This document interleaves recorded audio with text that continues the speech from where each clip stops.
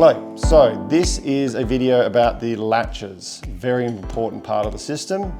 So the Assist Max has the larger latches, the Assist Slim has the thinner ones, as you'd guessed.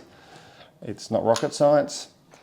The kits do come with spare latches, a complete latch, which includes the latch itself and the hinging mechanism. So they are completely spare set on both sides. How to actually use the latch is pretty straightforward. So to use the latches, in the back side of them, there's this like little hoop bit, little hole. It's a finger hole. Get your finger in there, try and get it underneath and unlatch it. It is quite stiff, sorry about that, but it needs to be stiff if you want this lid to stay on in rough surf conditions and everything else that you're going to put these units through. So finger under the little hole and open it up. If you're struggling to undo it, which I do sometimes when I'm cold and my fingers are frozen, you can use the driver or some other implement to put it in that little hole and just sort of lever it up a little bit, and it's quite easy to pop off. To then take the nose cone off, you want to cam the latches all the way open, like so, and then you can take the nose off. These latches, I'll make it clear, do not go any further out than this and no further in. So they only cam out this far and then this far. You cannot pull them all the way out. When you want to latch the nose cone up securely, the best way to do it is put your nose cone on, push it down so that there's not a big gap between the nose cone and the main body. And then when it comes to actually latching it up, what I like to do is I open the latch up and I put my finger on the latch hook itself to help push it into the groove that's in the nose cone. And then when I hold that in place, then I push it in. If you don't do that, sometimes if you just flick it over and you try and do it roughly, sometimes the nose cone latch is just sitting out the tiniest little bit. It's just a phenomenon when you've got two curved surfaces. Sometimes they can pinch and touch each other and not want to fully seat. So again, I push the latch in and I hold it in when I push it into both sides. It is common for the second latch to feel stiffer than the first because it's having to pull the other side of the nose cone down when the other side's already seated. So that's completely normal. Again, do not leave your unit fully latched up for long periods of time. You will crush your O-ring and that will not work as well as it should. So in storage, make sure you undo your nose cone and leave it unlatched. The last thing to talk about is in the kit there are two M3 16mm bolts. These only need to be used if you would like to use them.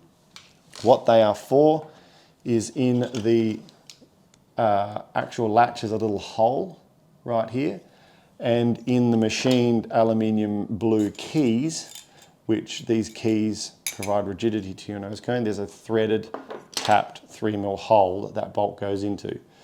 The purpose of these is if you want to, you put your nose cone on, you can put this bolt in the side of your unit and you can do it up with your 2.5mm Allen key, do it all the way up, it'll seat flush in there. That is a locking bolt so that the latch physically can't come undone unless you take the screw out. I personally will only use these if I'm doing an enormous downwind run where I'm 20-30 k's down the coast, and it's just a great secondary safety measure to have the latches not only latched but screwed down as well. But in all our testing, I can hand on heart say we've never actually had a latch come undone. So we've done this because we know people in the past have asked for dual locking mechanisms, so it is now available on the Gen 2 as well. Latch replacement. So if you break a latch or you need to replace it for some reason, there is a process to doing that. On the bottom side of your unit, there are two bolts in the extreme left-hand corner and right-hand corner of your units. These are a 45mm long stainless steel screw, bolt, and you undo it like so, and then you pull the pin out, and there it is. This is the same bolt that in your kit you have spares, so there's a completely spare set for both latches, and the latch simply just comes out. To replace the latch, it is imperative that you match up the logo that is the right one. So this logo, the F, is facing upwards. The simplest way to remember it is the text that's on the unit should match the text that is on the latch. So this F is facing upright and this text is facing upright. They do have two completely different shapes. So if you put the wrong latch on the wrong side, your lid will not close very well and it's going to feel horrible. Do not force it closed. You've got the latches around the wrong way. It will feel completely different to the way you normally do it. So make sure you've got the right latch on the right side.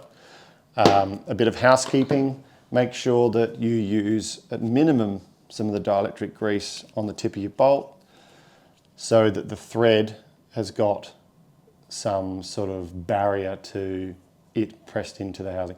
This is machined aluminium. This is stainless steel 316. Two different materials. They don't like to talk to each other, just like the bolts in your aluminium masts and your carbon masts and all your foiling equipment. If you don't take the bolts out and lubricate them and clean them every now and then, as you would know, just like I do, they can seize up. And we're talking about a 3mm thread here. We're not talking about an 8mm big gauge bolt that you have in your mast. So make sure that you grease and lubricate the threads on these bolts so that in the housing they come out really nice and smooth if you ever need to replace them. So that's it for latches. Make sure you put it on the right way. Keep the threads on your bolts lubricated so that they don't have dissimilar metal corrosions in the housing, just like your foiling bolts. And when you're latching them up, push the latches in, even pressure down, lock them in place. And again, you just want to make sure that there's no obvious gap between the nose cone and the latches. That's it. Enjoy your foiling in the water. Stay safe.